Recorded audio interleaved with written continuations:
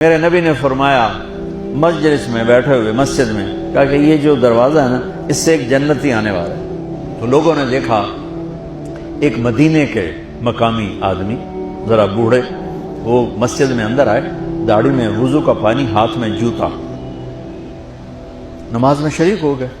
اگلے دن آپ کی محفل تھی تو آپ نے فرمایا یہ جو سامنے دروازہ ہے اس سے ایک جنتی آ رہا ہے۔ تو سیم وہی آدمی اسی حالت میں انٹر ہوئے۔ اگلے دن ہوا تو آپ نے کہا اس دروازے سے جنتی آنے والا ہے، ٹھیک وہی آدمی اسی حالت میں انٹر۔ اس مجمع میں ایک صحابی بیٹھے ہیں، ان کا نام ہے عبداللہ بن عمرو۔ یہ 1,24,000 صحابہ میں ان کی ایک اسپیشلٹی ہے کہ یہ سب سے زیادہ عبادت کرتے تھے، سب سے اتنی عبادت کسی نے نہیں کی۔ ساری رات نفل پڑھتے تھے، سارے دن کا روزہ رکھتے تھے اور دن رات میں ایک قرآن ختم کرتے تھے۔ اب ان کو خیال آیا کہ یہ بابا جی مجھ سے بھی زیادہ عبادت کرتے ہیں، جو ان کو یوں ڈائریکٹ جنت کی بشارت ملی اور مجھے نہیں ملی، تو میں دیکھتا ہوں یہ کون سی عبادت کرتے ہیں۔ کیا یہ ساری رات سجدے میں پڑے رہتے ہیں، رکوع میں کھڑے رہتے ہیں، قیام میں کھڑے رہتے ہیں، کیا کرتے ہیں؟ تو ان کے پاس پہنچ گئے، چاچا تو تھوڑا والد صاحب کی ناراضگی ہے، دور رہنا چاہتا ہوں، 2-3 دن ٹھہر جاؤں آپ کے پاس؟ ہاں ہاں ہاں بیٹا آ جاؤ آ جاؤ آ جاؤ۔ اب عشاء کی نماز کے فوراً بعد انہوں نے چادر اوپر لی اور چادر میں یوں سوراخ کیا اور یوں لیٹ کے دیکھنے لگے کہ اب یہ بزرگ کیا کرتے ہیں۔ بزرگ تشریف لائے، سرانے پہ سر رکھا، اللہم بسمک اموت و احیا، سونے کی دعا پڑھی اور تھوڑی دیر بعد خراٹے آتے۔ وہ بڑے حیران ہوئے، بھئی میرا تو خیال ہے یہ ساری رات سجدہ کرے گا تو رو رو مصلی تر کر دے گا، یہ تو خراٹے ہی چون جاندے نہ ہو جا رہے ہیں۔ اب وہ دیکھ رہے ہیں ابھی اٹھے گا ابھی اٹھے گا ابھی اٹھے گا، پھر انہوں نے کپڑا اتار دیا، ابھی سویا ہوا ہے۔ وہ فجر کی اذان پہ اٹھے اور ان کا دماغ چکر کھا گیا، بھئی اے کی بڑھ تہجد دے 2 نفل بھی نہیں تو جنت دی بشارت 3 دن کٹھی۔ انہوں نے کہا کل دیکھوں گا، کل شاید کچھ اور کریں۔ اگلے دن آئے پھر اسی طرح کر کے لیٹ گئے ایسے، اور بزرگوں نے بھی یوں کیا اور بسمک اموت و احیا اور پورا کمرہ خراٹے انار۔ وہ پھر پریشان، یہ کب اٹھے گا کب اٹھے گا؟ فجر کی اذان پہ اٹھے تو اور ان کی حیرت بڑھ گئی، کہنے والا سچا، اس کے بات کو تو چیلنج ہو نہیں سکتا، وہ محمد مصطفیٰ ہیں۔ لیکن یہ چکر کیا ہے، یہ جنت مل کیسے رہی ہے؟ چلو ایک رات اور صحیح۔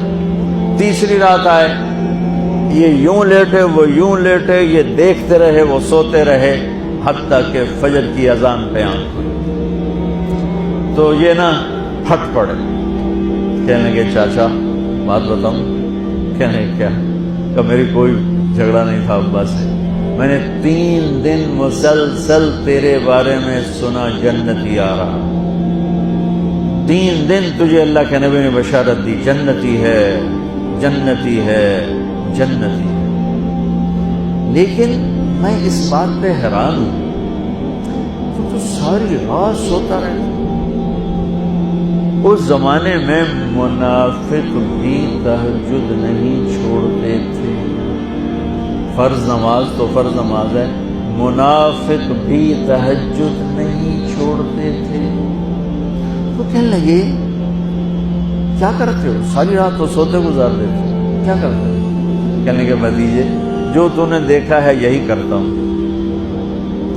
اب یہ پریشان ہے کہ اللہ کے نبی کی بات کو تو چیلنج ہو نہیں سکتا، اور جس کو بشارت دی ہے انہوں تے فٹ نظر نہیں آ رہی کہ کیسے 2 نفل آج کہ نیک لوگ تہجد نہیں چھوڑتے۔ تو کہنے لگے اچھا چلو اللہ نے ایسا ہی، یہ 4 قدم چلے تو آپ سننا، کہا بھتیجے ادھر آؤ، کہا بیٹا ادھر آؤ، آگے۔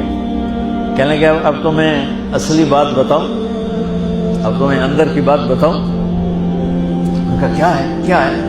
اب وہ تیار ہو گئے کہ یہ کہیں گے میں 3 دن بیمار تھا اس لیے میں اٹھ نہیں سکا، ورنہ میں تو ساری رات سجدے میں گزارتا ہوں، میں تو ساری رات روتے روتے گزارتا ہوں۔ تو 3 دن میں بیمار تھا، میرے پیٹ میں درد تھا، میرے سر میں درد تھا، تو میں اٹھ نہیں سکا، ورنہ تو دیکھتا تو حیران ہو جاتا میری رات کیسے ہوتی۔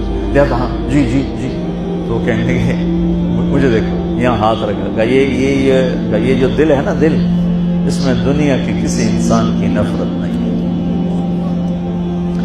اور جب اللہ کسی کو کوئی رزق دیتا ہے تو مجھے کبھی حسد نہیں ہوا، مجھے خوشی ہوتی ہے۔ تو ان کی جو باڈی لینگویج تھی نا، حیرت میں ڈوب کے وہ کہتے ہیں ہاں بات ہے، سمجھ آ گئی، یہی سے انہوں نے ایسا نہیں کیا۔ وہ کہنے لگے ہاذا ہوا، اچھلے اپنی جگہ سے، ہاذا ہوا، یہ چاچا اب سمجھ میں آ گیا، سمجھ میں آ گیا، یہی ہے جو آپ کا سینہ اللہ نے پاک کر دیا ہے، اس پر آپ کو جنت ملی ہے۔ یہ صرف تہجد تے نفلاں تے سوکھی نہیں لبدی۔